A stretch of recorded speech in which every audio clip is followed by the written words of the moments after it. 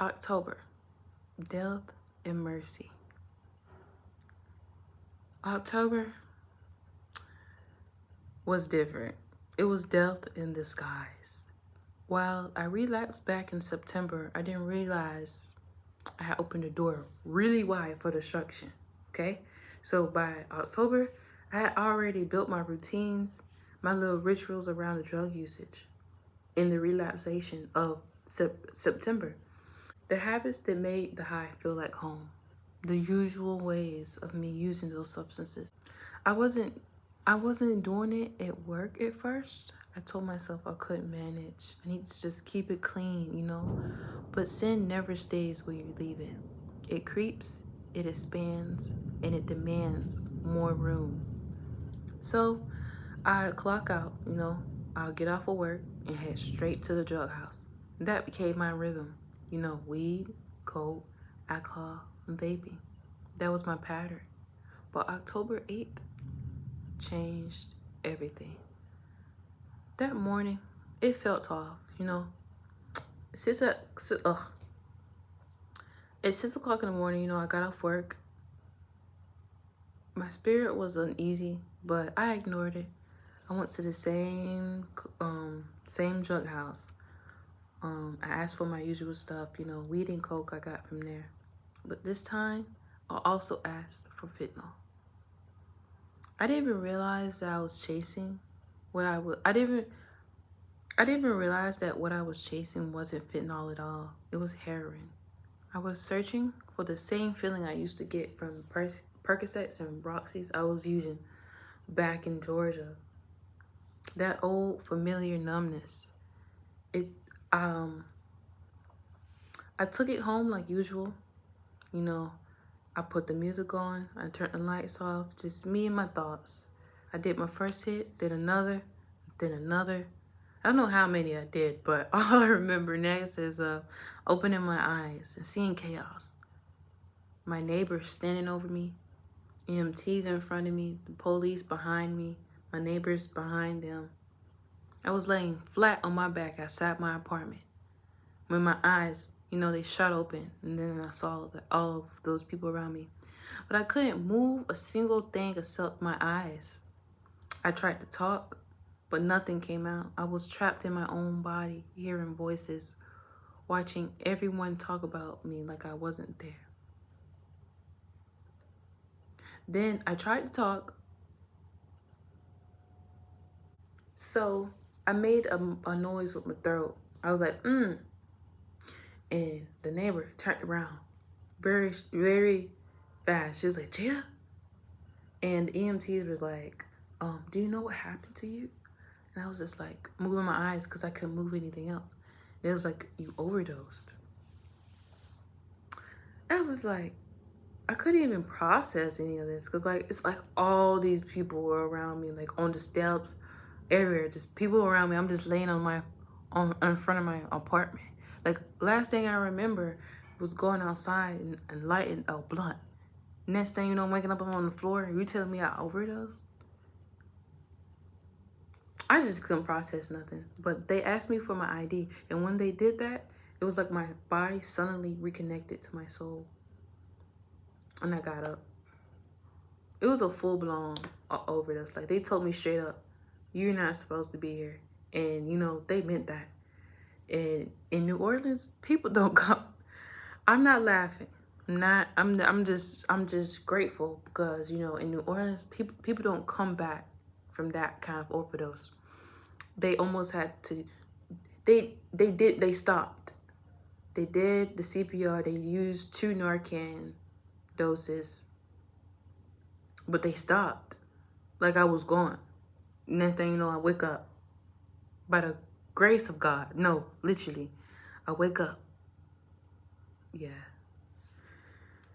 They told me they almost wanted to use 3 Narcans. They had to use 2.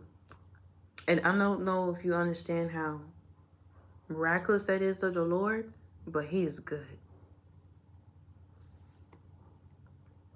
So they put me in the ambulance, and instead of me praising God, I sat there asking, why did you keep me?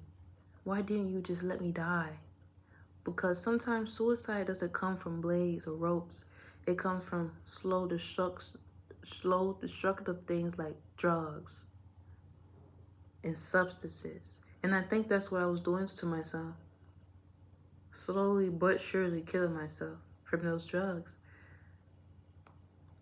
It's like my soul knew I didn't even want to live. But God said no. He didn't let me die. They took me to the hospital and I still didn't act right.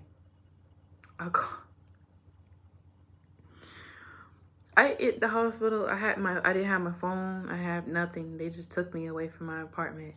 And the neighbor, she was trying to get my phone to call somebody.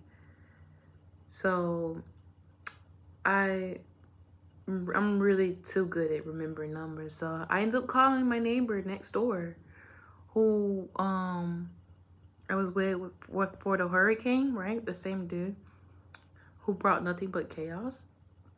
I was trying to find peace in that same place that helped destroy me. That's how deep the confusion was. Like, imagine you going to the hospital and you just overdose and you just need some pure peace. Like, you just need somebody to talk to or whatever. And then you end up calling a narcissist. Like I'm kind of tearing up right now.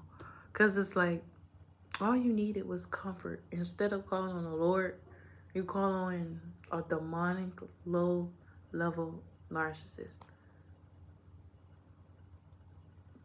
Like, that brought no healing. That only brought pain upon the pain that you're in the hospital with. Like, girl, it was bad. Dude, it was bad. So that's how deep the confusion was, you know. The hospital had to send me home in an Uber because I didn't even have my keys or my phone or car or nothing. Like, so when I got home, the first thing I did was roll up and smoke some weed. So while I was overdosing, I threw up in my lungs. Like, I threw up in my lungs. So I had like a pneumonia or something, they said. And oh my gosh, like my lungs hurt so bad. But you know how deep in pain I was, that at the moment, me smoking, it felt great. It felt good to my lungs. It was painful. It hurt. But I was so pained in that moment. I was so broken, so lost, so confused that didn't even hurt. Like, it just actually helped. And you know, you think I've learned, but addiction doesn't break with logic. It breaks with deliverance. And for a short while, I said, I'm done. You know, like, I'm just going to smoke weed. I'm just going to chill. I'm just going to smoke the weed. But within a week, I was back at it again. Weed, coke, vape, alcohol, whole cycle. I told myself I'll stop by October the 1st, overdose on October the 8th. And not even within a week later, like, honestly, I went right back to it. But I made sure to stay away from the fentanyl. No, I did not go back to fentanyl. It was like I was being dragged by my own demons. I started showing up to work high. You know when I told you I wasn't going to work high? Oh, bump that. I went to work high. The girl who used to be the best worker was now barely showing up. I started calling out. I started lying, disappearing early from work, making excuses. You know, my business that I was so faithfully into, making, planning everything, doing everything every week, every morning, every day. I stopped. My drive, my momentum gone, my peace stolen. All that was left was me in the high. Like, in the death residue. I stopped worshiping Jesus and started worshiping the very thing that's trying to kill me. The dude who I had met while I was working, the one I had asked for the lighter, you know, I hope you know that one night that we smoked wasn't just, that wasn't the last time. Like I said, we got into this. It wasn't a relationship. It was a soul tie. We got into this soul tie, this demonic, ungodly soul tie, and we started smoking together. And then, before you know it, He admitted that he did coke too, so now the sin has company. You know, misery always attracts misery. I was miserable, and he most definitely was too. So we used together, sinking deeper, thinking it was comfort, but it was just chains, really heavy chains. And you know, it was October, so I didn't even celebrate Halloween. Trying to be, you know, like, yeah, I'm not gonna celebrate Halloween, but honestly, the whole month felt like Halloween. I was surrounded by death, darkness, and deception. Every song I listened to was literally demonic, very demonic, like worshiping the devil himself. Literally, it's every thought I had was double-minded. Every step I took was further away from God.